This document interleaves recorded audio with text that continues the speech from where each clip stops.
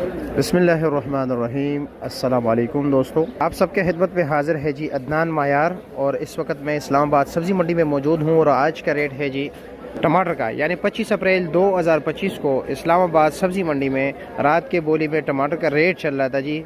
बहावल नगर, शेखोपुरा और पंजाब के दीगर इलाकों के जो टमाटर आ रहे हैं जी, उसका रेट चल रहा था जी 700 रुपये से लेकर 900 1000 रुपये तक रेट चल रहा था।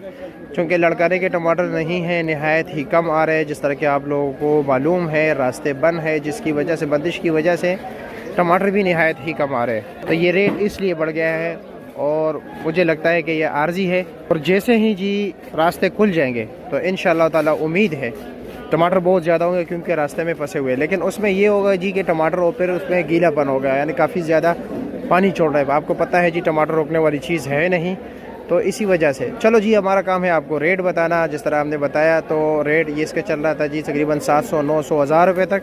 और लड़काने के टमाटर का रेट चल रहा था जी 700 750 800 900 रुपये तक। यक्का दुक्का अगर इससे ऊपर भी बिका हो सकता है जी।